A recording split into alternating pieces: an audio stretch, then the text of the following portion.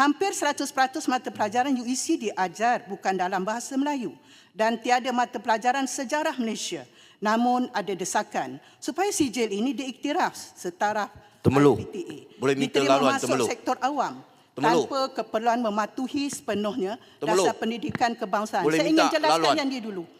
Ingin menegaskan bahawa kita tidak menolak pelajar, kita tidak menafikan kecemerlangan individu.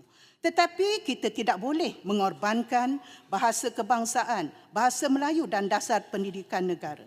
Bahasa Melayu adalah bahasa perlembagaan, bahasa penyatu rakyat berbilang kaum, bahasa ilmu yang wajib diperkasa, bukan dipinggirkan.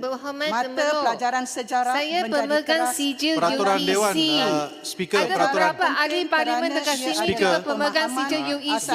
Peraturan Dewan, Apakah Speaker. Konteks. Kita Tak apa, punya saya nak bahasa baca ni. Malaysia tak Ini boleh saya ke? punya Speaker. nanti menteri buat penjelasan. Saya nak jemput Peraturan Yang Dewan, Berhormat Speaker, Temerloh Peraturan Dewan. melawan Menjadi sekolah keras pendirian dalam Cina. masa pendidikan. Baru tahu apa berlaku. Speaker. Nanti saya nak terang. Speaker. Nanti biar menteri yang menjawab. Ini fakta yang Peraturan salah. Dewan, Peraturan Mata Dewan. pelajaran sejarah. Temerloh. Sekejap. Ada peraturan mesyuarat sekejap. Peraturan mesyuarat sekejap. Isunya apa dia?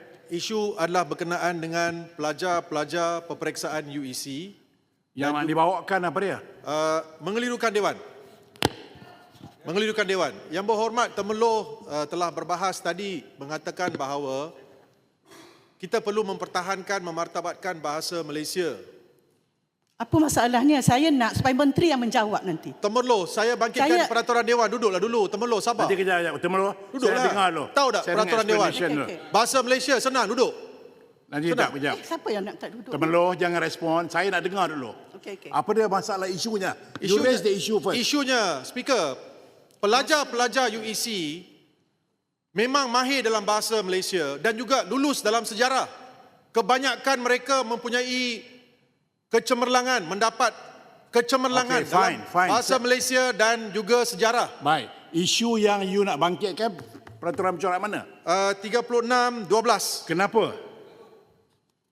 Temerloh berbahas seorang... Adakah mengilukan Dewan? Ya, saya Tan Sri Speaker yang dihormati, saya berpendapat bahawa perbahasan yang dibawa oleh Yang Berhormat Temerloh memberi persepsi seolah-olah pelajar-pelajar UEC ini, peperiksaan UEC tidak memberi keutamaan kepada bahasa Malaysia. Okey, saya faham tu. Okey, saya faham. Temerloh Ya. bermula bertanya, bolehkah saya bertanya menteri?